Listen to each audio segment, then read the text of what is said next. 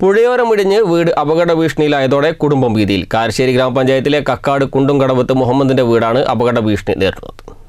കാരശ്ശേരി ഗ്രാമപഞ്ചായത്തിലെ കക്കാട് കുണ്ടുംകടവത്ത് മുഹമ്മദിന്റെ വീടാണ് പുഴയോരമിടിഞ്ഞ് അപകട ഭീഷണിയിൽ കഴിയുന്നത്.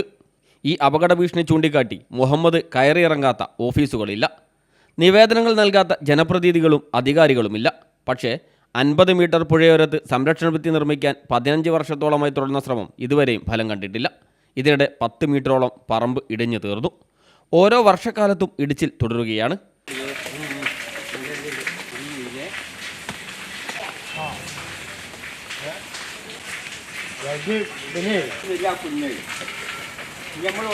തൊട്ടുമുകളിലും താഴ്ഭാഗത്തുമായി പുഴയോരത്ത് കരിങ്കൽ ഭിത്തി നിർമ്മിച്ചപ്പോൾ ഇവിടെ മാത്രം 50 മീറ്റർ ഭാഗം ഉൾപ്പെടാതെ പോയതാണ് ഇടിച്ചിൽ തുടരാൻ കാരണമായത്.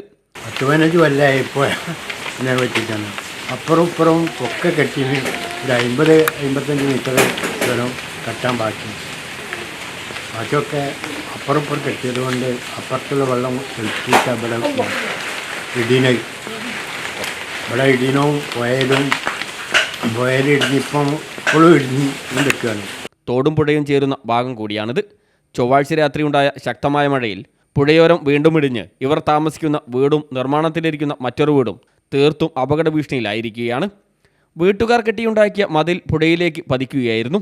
തൊട്ടു മുകളിലും താഴെയും നിർമ്മിച്ച രീതിയിലുള്ള കരിങ്കൽ ഭിത്തി ഇവിടെയും കെട്ടിയെങ്കിലേ വീടുകളുടെ സുരക്ഷിതത്വം ഉറപ്പുവരുത്താനാവൂ.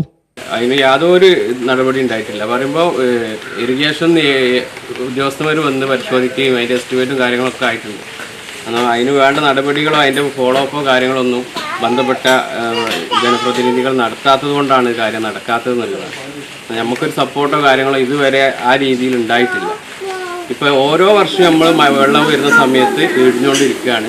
അത് നമ്മൾ പഞ്ചായത്തിനെ അറിയിക്കുന്നുണ്ട്. ഓരോ ബോർഡിലും ഓരോ വർഷവും ഈ ഇതുമായി സംബന്ധിച്ച കാര്യങ്ങൾ പാസ്സാക്കുന്നുണ്ട്. പക്ഷേ അതിൻ്റെ ഫോളോ അപ്പ് നടക്കാത്തതുകൊണ്ട് ഒരു നടപടി ഇതുവരെ അവരുടെ ഭാഗത്തുനിന്ന് ഉണ്ടായിട്ടില്ല.